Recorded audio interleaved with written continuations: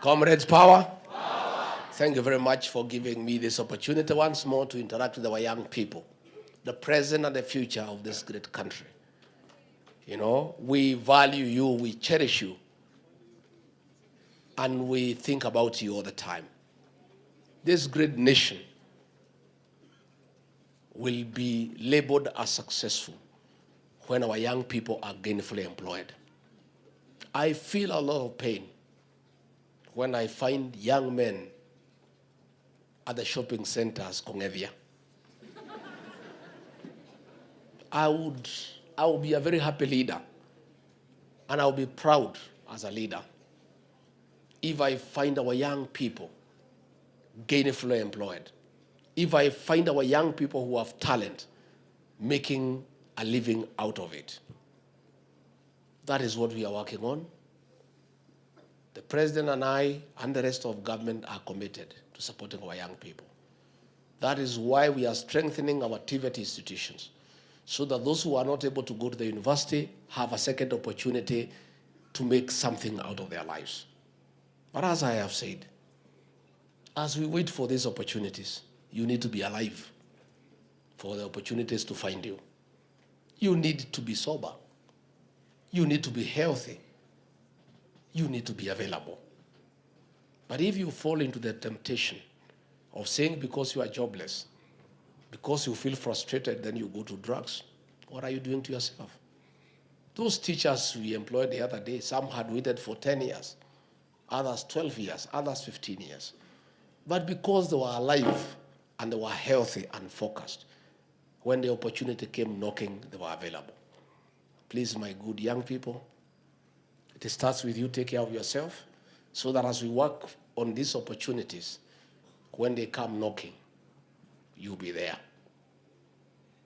I want to encourage you to pursue your dreams and to know that every dream is valid. Dream and dream big.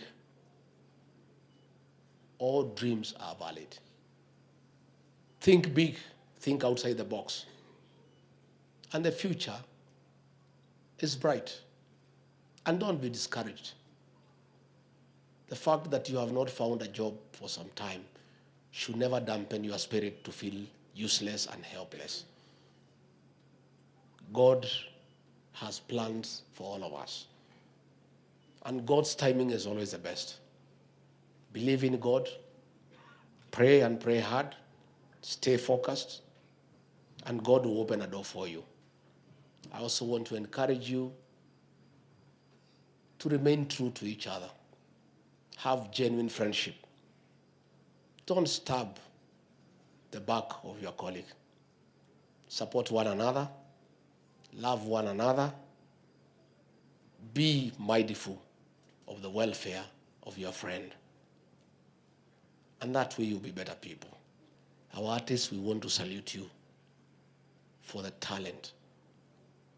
We want to encourage you to monetize that talent, to become a way of, to become means of livelihood. And it is possible. Substance abuse is a great concern to our government, to the President and I, and indeed the entire government. And I must admit that by the time we came into office, we were almost losing an entire generation. And more so in this part of Kenya, the central Kenya region. There were too many drugs being peddled across openly in the streets. Cannabis sativa, that is bangi, had become almost something that looks like it's legal. We even had a presidential candidate whose manifesto was that bangi should be legalized. That is how low we had sunk as a country. And I saw people clapping for him. It was very worrisome.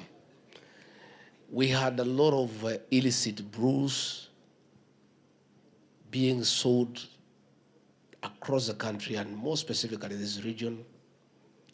And we were almost losing an entire generation. We reached a point where we could not even get young people to work. We were trying to do some work for maraming our roads, and we had insisted that our young people be given the opportunity to spread the maram, but they were simply not available. It was being done by women and young girls. And even a few young people who would be available for that job, the day they are paid, they don't come back until they finish the money. Our county governments had licensed almost every space in our small trading centers as bar and restaurant. And you'd find a situation where in a small trading center with 10 buildings, 8 of them are bars.